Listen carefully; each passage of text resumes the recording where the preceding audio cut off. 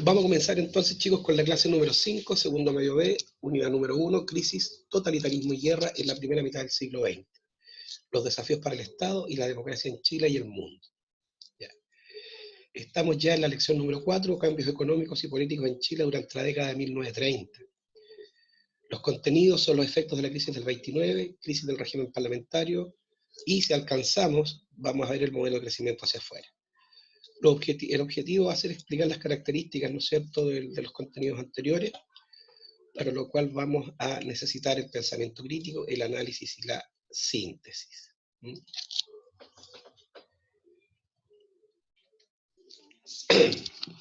Cualquier duda, recuerden, le hice este correo, juanprofe.segundosmedios@gmail.com. Segundos medios, bueno, fue un error mío porque en realidad es solamente exclusivo de segundo medio B, ¿ya? Bien, muchachos, recordemos, estamos viendo en esta parte de los contenidos Historia de Chile, ¿ya?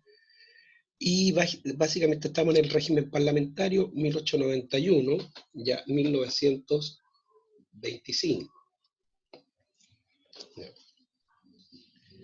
Vamos a recibir a Javier Vera y Consuelo González.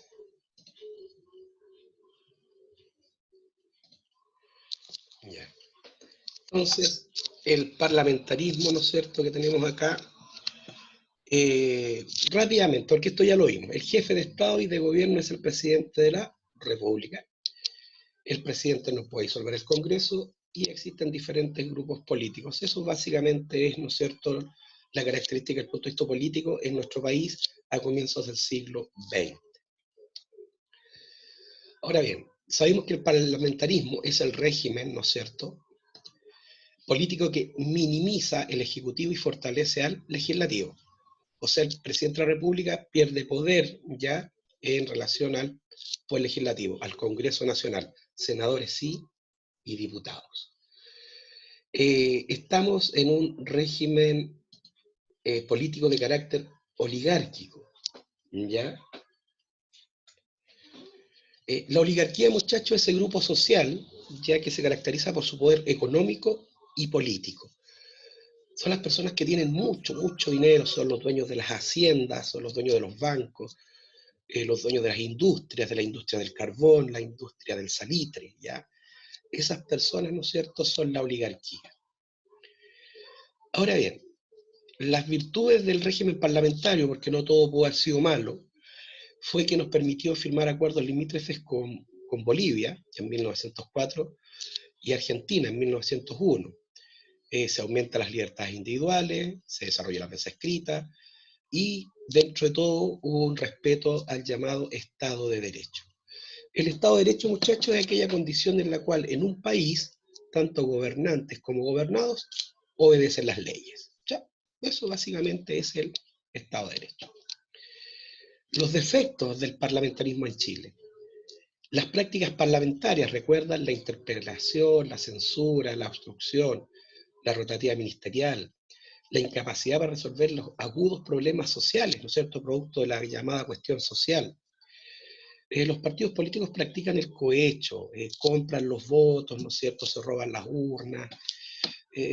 Hay básicamente una corrupción generalizada.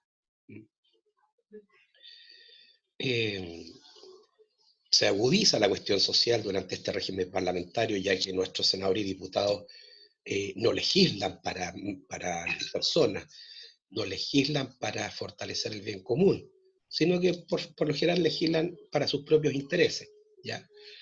¿Quiénes conforman el Parlamento, el Senado, la Cámara de Diputados? Las personas que les dije recién, los grandes banqueros, los grandes hacendados, los grandes industriales. La clase media y el proletariado urbano industrial tienen muy poca representatividad. Entonces se inicia una severa crítica al liberalismo y al régimen político, ¿ya?, que es lo característico de la época que vamos a ver. Recordemos que desde el punto de vista económico, Chile se sustenta en la economía del salitre.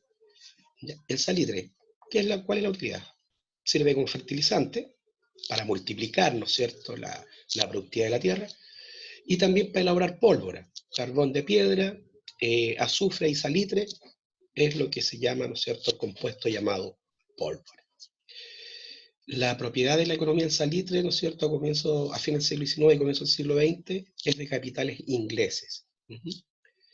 Y a comienzos del siglo XX, la propiedad del salitre se va diversificando, e incluso el Estado también toma parte en ello. Ya lo vamos a ver más adelante.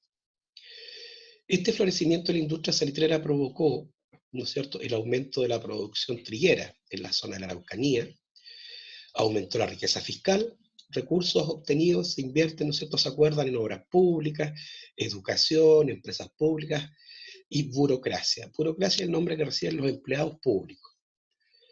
Se impulsó la industria de empresas de alimentos y ferrocarriles, ¿se acuerdan? La mediana industria que abastece, ¿no es cierto?, al mercado salitrero que está en el desierto de Atacama. Cervezas, conservas, géneros, zapatos, muebles, ¿no es cierto? Todo esto crea una mediana industria en la zona central que permite satisfacer las demandas del mercado salitrero. Hay un desarrollo demográfico, ¿ya? Crece la población, sobre todo en el norte, producto que los campesinos se van a trabajar a la zona salitrera. Dejan las haciendas, dejan de ser peones e inquilinos para ser obreros en la industria del salitre.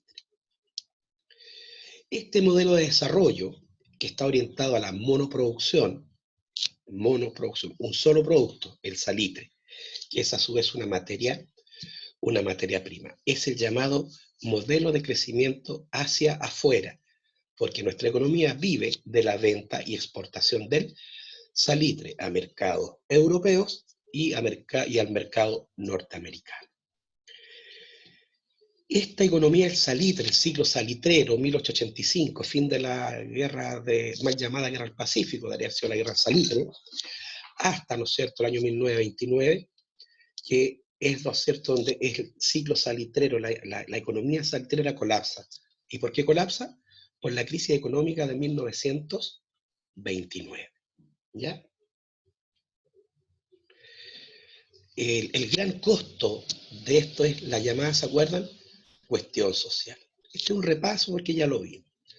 Son problemas que aquejaban al proletariado y la intranquilidad que reinaba en aquella clase.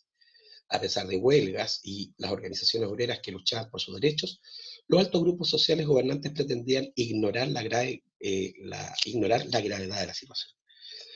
En términos simples, los ricos gobernaban para sí mismos, ya los pobres importaban un carajo, que se la arreglaran como pudieran. Solo la iglesia, escritores y personas de buena voluntad buscaban aisladamente una solución al problema de la gran masa, ¿no es cierto?, de los trabajadores en Chile, de la industria del salitre, de la mediana industria en la zona central y de la zona carbonífera en Lota. Entre 1925 y 1938, entre 1925 y 1927 tenemos un periodo de inestabilidad con el gobierno de don Emiliano Figueroa Larraín, que ya lo vamos a ver. Entre 1927 y 1931 el primer gobierno de don Carlos Eañez del Campo, que se transforma en una dictadura. En 1932, 1931, 1932, inestabilidad y anarquía, el gobierno de don Juan Enteas Montero, la República Socialista, los 100 días de Dávila, ¿no es cierto?, y las juntas de gobierno que se sucedieron en ese tiempo, que igual lo vamos a ver más adelante. Y en 1932, 1938, el segundo gobierno de don Arturo Alessandri Palma. Ya, eso es lo que intentaremos ver ahora, muchachos, después de este breve repaso. Volvamos entonces. Tenemos que retrotraernos al primer gobierno de don Arturo Alessandri Palma, que gobernó entre 1920 y 1925. Aquí está el presidente y con su perro, el Julco, ya, un perro gigante que tenía. Bien, en la elección de 1920 ya está don Arturo Alessandri, ¿no es cierto?, versus don Manuel Barros Borgoño, ¿ya? Alessandri por la Alianza Liberal y Barros Borgoño por la Unión Nacional, ¿ya? Lo que caracterizó al gobierno de don Arturo Alessandri Palma, ¿ya?, tío bisabuelo del actual alcalde de Santiago, fue, ¿no es cierto?, el problema que tuvo con los militares, ¿ya? Él en septiembre de 1924 tiene un alzamiento militar. ¿Por qué se alzan los militares? Porque querían recuperar los derechos perdidos en 1891 y, ¿no es cierto?, procedieron a la disolución del Congreso, lo cerraron. Por lo que don Arturo Alessandri renuncia, ¿ya? Y se forma una junta de gobierno. Las razones. Don Arturo tenía un programa de gobierno súper bonito, ¿ya? Él se identificó, ¿no es cierto?, con las demandas del proletariado urbano industrial y con las demandas de la clase media. ¿Qué tenía él en su programa de trabajo? Cosas que nos pueden parecer absurdas al día de hoy, ¿eh? Que existiera un contrato de trabajo, fortalecer las organizaciones sindicales, una ley, ¿no es cierto?, que ampare a los trabajadores por los accidentes que sufriesen en su faena, un seguro obrero obligatorio, es decir, para que después pudiesen tener una pensión de vejez, una jornada laboral de 8 horas y la limitación del trabajo, sobre todo la limitación del trabajo infantil. Ya recuerden que era muy común en ese tiempo.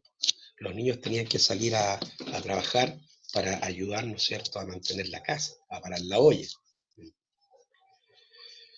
Cuando él regresa, ¿no es cierto?, estos mismos militares que lo echan, lo llaman, y una de sus grandes obras fue la Constitución de 1925, la que tuvo duración hasta 1973. ¿Ya? ¿Qué establece esta Constitución? Las leyes periódicas permanentes, excepto la de presupuesto, que es todos los años. El periodo presidencial va a durar 6 años.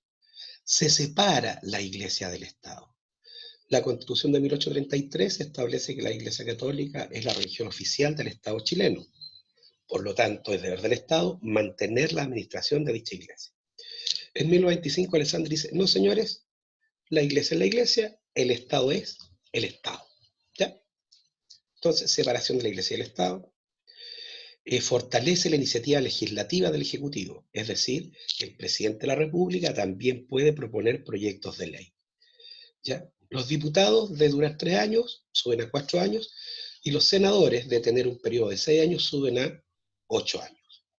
La Constitución dice que el Chile es un Estado unitario con un gobierno republicano. Estado unitario, es decir, las leyes del país se respetan de Arica a Punta Arenas. Y que tengamos un gobierno igual republicano, ¿no es cierto? Dice básicamente que el poder está en el pueblo, quien lo delega en sus gobernantes a través de las votaciones, a través del sufragio. Y establece, ¿no es cierto?, que es deber del Estado propender a la igualdad de las personas, igualdad de oportunidades, ¿eh? No que todos seamos iguales. Fortalecer las libertades de las personas, libertad de reunión, libertad de asociación, y evidentemente consagrar los derechos a la educación, a la salud, a la previsión. Esto estaba en la Constitución de 1925. ¿Ya? En septiembre de 1925 renuncia. Me siento bien. A ver, Ya. No más. alguien tiene prendido su micrófono y estamos escuchando todo, ¿ya? Así que por favor, apaguen. Chicos, recuerden que esto parte de la buena fe. O sea, yo sé que esta cuestión no es tan entretenida que digamos, pero hay que hacer la pega, ¿ya? Así que si alguien por alguna razón no quiere estar, está aburrido, quiere fregar la pita,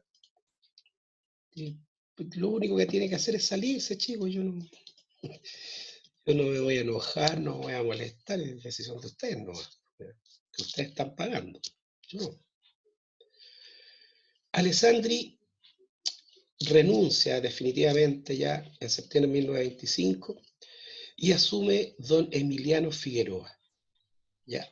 Y don Emiliano Figueroa tiene como ministro del Interior en ese tiempo, coronel Carlos Ibáñez del Campo. ¿Ya? Y este ministro de Estado, que era militar, hace que todos los demás ministros renuncien. y pasaba lo siguiente.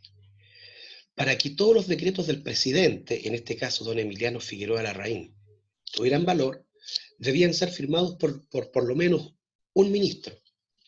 Y como don Carlos Ibáñez del Campo era el único ministro, a fin de cuentas se transformó en el poder detrás del poder. Si el ministro Carlos Ibáñez no le firmaba un decreto a don Emiliano Figueroa, este no tenía validez, así que en la práctica estaba gobernando don Carlos Ibáñez del Campo, por lo que en 1927 don Emiliano Figueroa renuncia. ¿Ya? Y en 1927 hasta 1931 asume don Carlos Ibáñez del Campo. Evidentemente que él llama a elecciones donde el único candidato fue él. Así que adivinen quién ganó. Ibáñez. ¿Ya? Instauró un gobierno con características autoritarias, ya él disuelve el Congreso, censura los periódicos, controla los sindicatos y genera un cierto crecimiento económico, inicia una serie de obras públicas que dan trabajo a las personas, ¿ya? Para eso él recurre al endeudamiento externo, pide plata, ¿no es cierto?, a bancos extranjeros. Entre 1927 y 1931, ¿qué hace don Carlos Ibáñez del Campo? Crea la Contraloría General de la República. La Contraloría General de la República, básicamente una institución que se encarga de velar, de cuidar cómo se gastan las platas del Estado chileno. Esa es la función esencial de la Contraloría General de la República. Sabemos que en el año 27 crea Carabineros de Chile, ¿no es cierto?, una policía militarizada. Ya. También crea la Fuerza Aérea de Chile, y en el año 1929 firma el Tratado de Lima, en donde Tacna queda para Arica, o sea, para Perú, Arica queda para Chile, y se establece una frontera, ¿no es cierto?, equidistante entre ambas ciudades, la línea de la Concordia. Quien ha ido a Arica, ¿no es cierto?, o a Perú, por tierra, tiene que pasar por la línea de la Concordia, ¿no es cierto?, el paso de Chacayuta, que se llama. Y él aprueba el primer Código del Trabajo, ya para proteger a los trabajadores que están en la absoluta indefensión. Indefensión, sin defensa. Desgraciadamente para este presidente le toca la crisis de 1929, la que vimos en la clase anterior. ¿Ya? La caída de la bolsa en Wall Street, en Nueva York, el Jueves Negro. Consecuencias, recuerden que la crisis del 29, si afectó a un país en el planeta entero, fue a Chile. El país más afectado por la crisis del 29 fue Chile. Devastación de precios, ¿no es cierto? Nuestras exportaciones caen bruscamente. Hay que cerrar oficinas salitreras porque si no tienen a quién vender, cierran. Esto evidentemente se traduce en una movilización social, ¿ya? Porque las personas no tienen trabajo, tienen hambre y demandan al gobierno soluciones, lo que pasó en el estallido social en octubre del año pasado, lo mismo, muy parecido. Esta movilización social era dirigida por los estudiantes, la Federación de Estudiantes de Chile, ya de la Universidad de Chile, y también por gremios profesionales, ya el gremio de los profesores, el gremio de los ingenieros, el gremio de los médicos. Esto hace que el presidente Ibáñez renuncie en julio de 1929. Y esto se traduce, muchachos, en un periodo de anarquía en nuestro país. ¿Ya? En el lapso de 12, 13 meses, tuvimos muchos gobiernos, producto de que la crisis económica era tal, ¿ya? La economía del salitre, la economía que mantenía el país, quiebra. Entonces ahí nos dimos cuenta de lo frágiles que éramos al depender de la exportación de solamente un producto, el cual, si la economía estaba bien, felices, pero si la economía estaba mal, el país se hundía en el abismo. Y esto se traduce en este periodo de la anarquía. Una vez que renuncia el presidente Ibáñez, asume el poder don Pedro Paso Letelier, presidente del Senado, y quien llama a elecciones, ¿ya? Y se presenta don Juan Esteban Montero, que era ministro del Interior, y él es elegido en diciembre de 1931. ¿Ya? Pero miren, solamente gobierna de diciembre del 31 a junio del 32. Diciembre, enero, febrero, marzo, abril, mayo, junio. O sea, el presidente Montero solamente gobierna 6 meses. ¿Ya? Tiene que gobernar con altos índices de cesantía. ¿Ya? La industria salitrera está en el suelo. Eh, Evidentemente que decaen las exportaciones, disminuye el valor de la moneda, aumentan los precios, hay inflación. Imagínense, gente sin trabajo, ¿ya? Los precios en las nubes, ¿ya? Entonces, hay desesperación en la sociedad. Imagínense aquel padre de familia que no puede llevar el pan a la casa, esa guagua que llora de hambre. Estamos chicos en los años 30, el 80% del país es pobre. Es decir, que trabajando con fuerza, con ganas, lo que ganan solamente le alcanza para comer, y eso, ¿ya? Ese es el panorama, ¿ya? Entonces hay una efervescencia social y no hay gobierno que aguante. ¿Por qué no aguanta? Porque no ofrece soluciones. ¿Y por qué no ofrece soluciones? Porque no tiene recursos. ¿Y por qué no tiene recursos? Porque los recursos venían de la economía del salitre, y la economía del salitre está en el suelo. Es ni Dios lo que era, muchachos, lo que pasa en un hogar que vive solamente el sueldo del papá. ¿Qué pasa si el papá queda cesante? ¿De dónde se saca la plata? Para pagar la luz, el agua, el gas, los víveres, la feria, el supermercado, el colegio de los niños, la patente del auto, la gasolina, y a la escoba. A Chile le pasó algo similar con la crisis del salitre. De hecho, muchachos, hay un intento de golpe de Estado, ¿ya? Que es liderado por la aviación y la Escuela de Infantería, ¿ya? Al mando del coronel Marmaduke Grove, así se llama el caballero, Marmaduke. ¿Y sabe dónde se enfrentaron los marinos con los aviadores? Aquí en Coquimbo, el año, el año 32. ¿Ya? Hubo una batalla entre los barcos y los aviones y quedó la escoba. Y fue acá en Coquimbo. Una vez que gana, ¿no es cierto?, este alzamiento, ¿ya? Viene la República Socialista y los 100 días del señor Dávila. ¿Ya? Aquí tenemos algunos personajes: don Arturo Puga, que es abogado; don Carlos Dávila, que es abogado; don Eugenio Mate, que es abogado; don Marmaduke Grove, que es militar; don Rolando Rey y Nelasco Cárdenas, ya que son también abogados.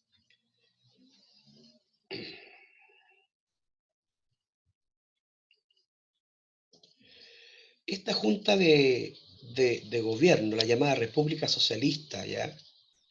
Es disuelta, ¿no es cierto?, el 8 de junio, y asume la presidencia don Carlos Dávila. O sea, tenemos a Montero, tenemos la República Socialista, y ahora tenemos el gobierno de don Carlos Dávila, que duró 100 días. Por eso se le llama el gobierno de los 100 días. ¿Ya? No tuvo buen desempeño don Carlos Dávila, los partidos políticos no lo apoyaron, el pueblo no confía en él, así que es derrocado el 13 de septiembre de 1932. Asume la presidencia provisional el general serenense Bartolomé Blanch. Para los que viven para el lado sur de Serena, hay una calle que se llama Bartolomé Blanch. Y él fue presidente de Chile, ¿ya? Hasta que las guarniciones de Antofagasta y Concepción exigieron su salida. Es decir, no hay una solución política para la crisis que vive nuestro país.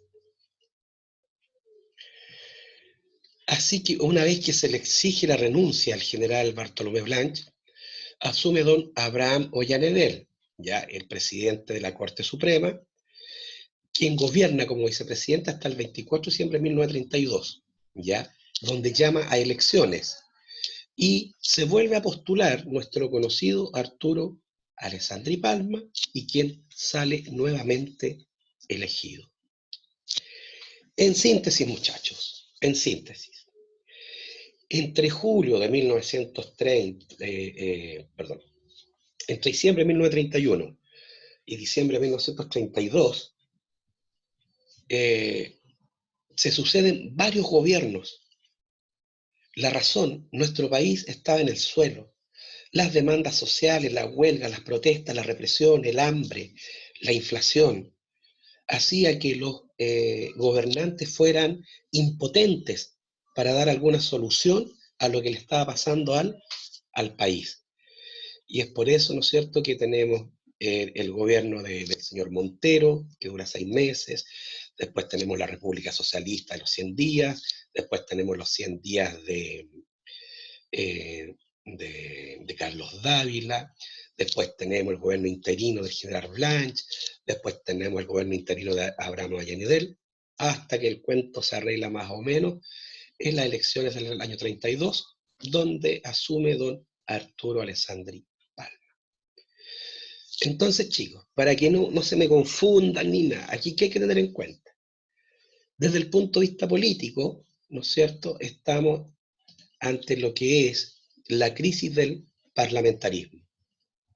Desde el punto de vista económico, en la crisis del ciclo salitrero, del crecimiento hacia afuera. Y desde el punto de vista político, evidentemente tenemos esta sucesión de gobiernos que no pueden dar solución a la crisis y por lo tanto que se van tan rápidamente. Hasta que llega don Arturo Alessandri Palma. Y aquí tenemos el segundo gobierno de Alessandri, y acá está don Arturo nuevamente con su perrito, el Hulk. En su segundo gobierno, evidentemente que él consolida la Constitución del 25, subordinación de las Fuerzas Armadas al poder civil, restablecimiento del orden público y saneamiento de la economía.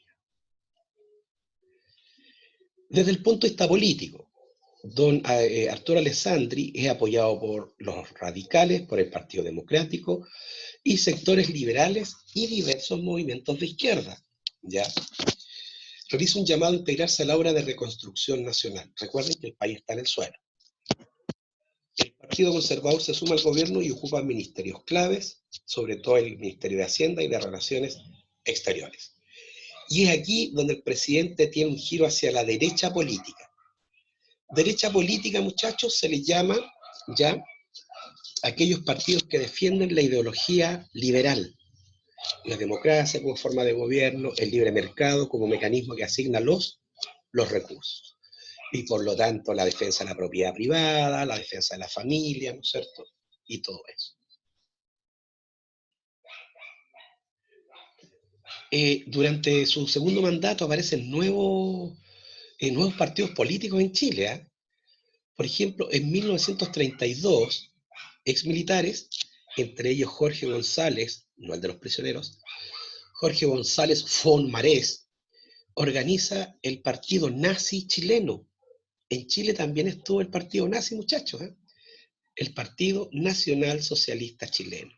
Fundador Jorge González Fonmarés. ¿Y qué defendía el nazismo chileno? Lo mismo. La superioridad de la raza aria, la superioridad de los blancos, ¿no es cierto?